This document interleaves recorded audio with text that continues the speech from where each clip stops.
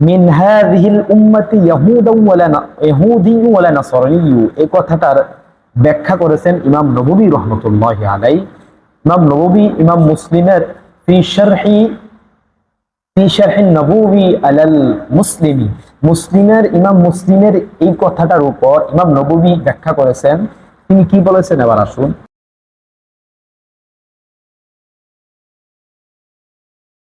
আসসালামু আলাইকুম ওয়া রাহমাতুল্লাহি ওয়া বারাকাতুহু। সম্মানিত দর্শকবৃন্দ, আমরা আজকে জানব যে হিন্দু, বৌদ্ধ, নাসারা, খ্রিস্টান, মুসলিম ছাড়া অন্য যে ধর্ম আছে, এই সমস্ত প্রকারের মানুষগুলা নবী করিম সাল্লাল্লাহু আলাইহি সাল্লামের উম্মতের অন্তর্ভুক্ত হবে কিনা। চলুন আমরা সেই বিষয়ে একটু আলোচনা করি। সম্মানিত দর্শকবৃন্দ, উম্মাহ প্রথমত দুই প্রকার, উম্মতে দাওয়া, উম্মতে ইজাবা। উম্মতে দাওয়া বলা হয় ওই উম্মাহকে, অর্থাৎ নবী করিম সাল্লাল্লাহু আলাইহি সাল্লামের জন্মের পর থেকে এই পর্যন্ত, আজ এখন এই মুহূর্ত পর্যন্ত যত মানুষ দুনিয়াতে আবির্ভাব হবে, দুনিয়াতে জন্মগ্রহণ করবে, সকল মানুষ, হোক বৌদ্ধ, হোক খ্রিস্টান, হোক হিন্দু, হোক মুসলিম, সকল মানুষ আপনার উম্মতে দাওয়া হিসাবে গ্রহণযোগ্য হবে। আর উম্মতে ইজাবা হয়, উম্মতে ইজাবা বলা হয়, এবং কি উম্মতে দাওয়া যেটা, এটা নবী করিম সাল্লাল্লাহু আলাইহি সাল্লামের দাওয়াত পৌঁছেছে, নবী করিম সাল্লাল্লাহু আলাইহি সাল্লামের দাওয়াত তাদের প্রত্যেকটা মানুষের কাছে পৌঁছেছে, কিন্তু অথচ সেই দাওয়াত তারা গ্রহণ করে নাই, অ্যাকসেপ্ট করে নাই। এই প্রকারের মানুষগুলোকে উম্মতে দাওয়া বলা হয়।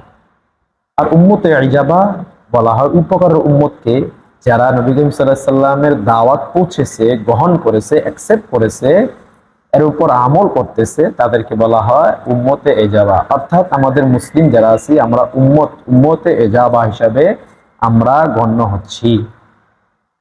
উম্মতে দাওয়া, উম্মতে ইজাবার মধ্যে পার্থক্য এতটুকু, উম্মতে ইজাবা তারা রাসূলের অনুসরণকৃত জান্নাত প্রাপ্ত, আর যারা উম্মতে দাওয়া তারা রাসূল সাল্লাল্লাহু আলাইহি সাল্লামকে অনুসরণ করে নাই, বাট উম্মতের অন্তর্ভুক্ত হয়েছে কিন্তু অনুসরণ করে নাই বলে তারা জাহান্নাম। এবার আসুন সেই সম্পর্কে সমস্ত মানুষ যে উম্মতের অন্তর্ভুক্ত, সেই কথাটা একটি হাদিস থেকে পর্যালোচনা করলে দেখা যায়। চলুন, মুসলিম শরীফের 154 নম্বর হাদিস, ওই জায়গায় আল্লাহর নবীজির সাহাবী ওয়ান আবি হুরায়রা রাদিয়াল্লাহু তাআলা আনহু, আবু হুরায়রা রাদিয়াল্লাহু তাআলা আনহু থেকে বর্ণিত, তিনি বলেন ক্বালা রাসূলুল্লাহ সাল্লাল্লাহু আলাইহি সাল্লাম, আল্লাহর নবীজি বলেছেন, ওয়াল্লাযী নাফসু মুহাম্মাদিন বিয়াদিহি, আমি মুহাম্মদের জীবন যার কুদরতির হাতে, সেই সত্তার কসম, লা ইয়াসমাউ বি আহাদুন মিন হাযিহিল উম্মতি ইয়াহুদিয়্যু ওয়ালা নাসরানিয়্যু, আমার দায়িত্ব, আমার রিসালাতের পায়গাম যারা শুনে না, যারা আমল করে না, যারা বিশ্বাস করে না, যারা গ্রহণ করে না, অ্যাকসেপ্ট করে না, আহাদুন মিন হাযিহিল উম্মতি, এই উম্মতের মধ্যে, আল্লাহ নবীজি উম্মত বলতে এখানে শুধু মুসলিমদেরকে বোঝায় নাই। আল্লাহ নবীজি বলতে পারতেন মিন হাযিহিল উম্মতি বলে, নবী সাল্লাল্লাহু আলাইহি ওয়াসাল্লাম বলতে পারতেন যে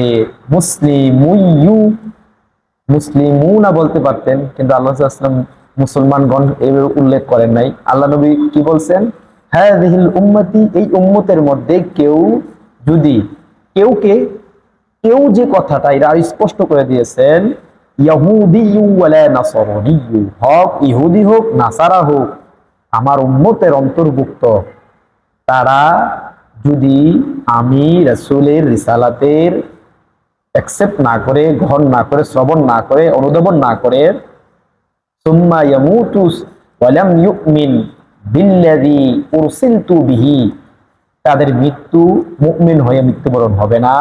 কেন হবে না? যা আমি রিসালাতের দায়িত্ব নিয়ে এসেছি তারা অ্যাকসেপ্ট করে নাই, গ্রহণ করে নাই, বিদায় তারা কি হবে, মুমিন হয়ে মৃত্যুবরণ হবে না, বরং তাদের মৃত্যুটা জাহান্নামে হয়ে মৃত্যুবরণ করবে।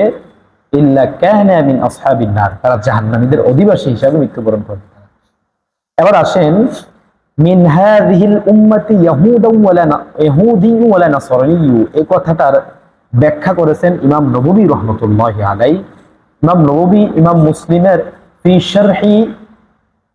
শারহিন নববী আলাল মুসলিমি, মুসলিমের ইমাম মুসলিমের এই কথাটার উপর ইমাম নববী ব্যাখ্যা করেছেন।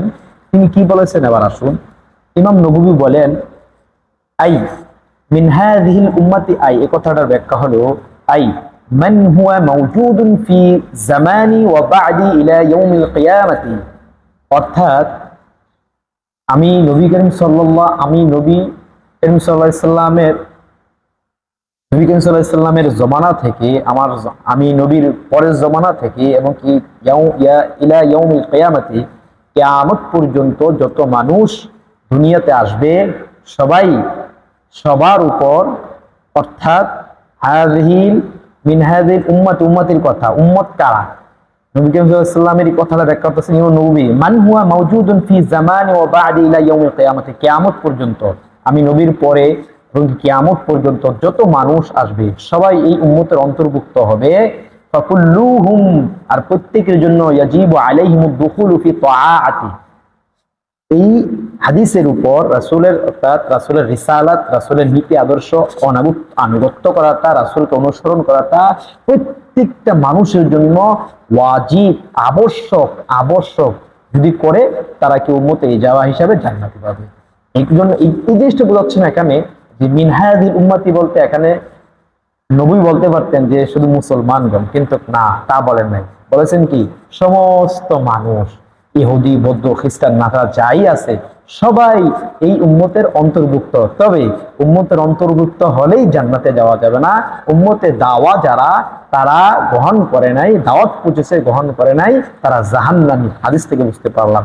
আর উম্মতে ইজাবা যারা মুসলিম, যারা আমরা ঈমান গ্রহণ করেছি, আল্লাহ রাসূলুল্লাহ সাল্লাল্লাহু আলাইহি ওয়াসাল্লামের সুন্নতের উপর বিশ্বাস করেছি, আমল করতেছি,